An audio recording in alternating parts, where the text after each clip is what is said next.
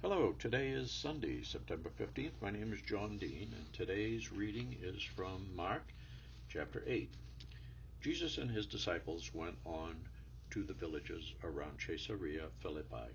On the way, he asked them, "Who do people say I am?" They replied, "Some say John the Baptist, some say Elijah, and still others one of the prophets. But what about you? Who do you say I am?" Peter answered, "You are the Messiah." Jesus warned them not to tell anyone about him. He then began to teach them that the Son of Man must suffer many things and be rejected by the elders, the chief priests, and the teachers of the law, and that he must be killed and after 3 days rise again. He spoke plainly about this, and Peter took him aside and began to rebuke him. But when Jesus turned and looked at his disciples, he rebuked Peter. "Get behind me, Satan," he said. "You do not have in mind the concerns of God, but merely human concerns." When he called the crowd to him, along with his disciples, and said, "Whoever wants to be my disciple must deny themselves and take up their cross and follow me. For whoever wants to save their life will lose it, but whoever loses their life for me, for the gospel, will save it. What good is it for someone to gain the whole world, yet forfeit their soul? Or what can anyone give in exchange for their soul?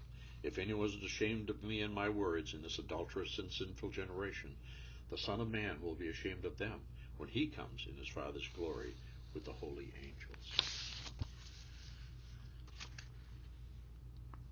The author of today's devotional writes, "I once spoke with a pastor who trained to be a lawyer before attending seminary.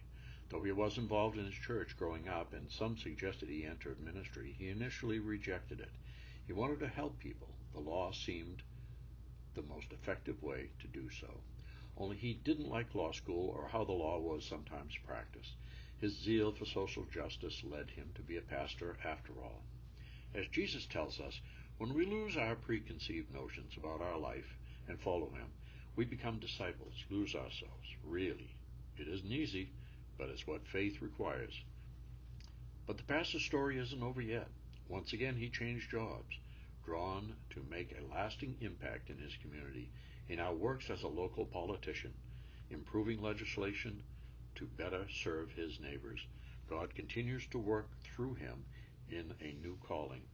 So it is with us. The Spirit allows us space to lose our old lives to reinvention, serving Christ in our neighbors.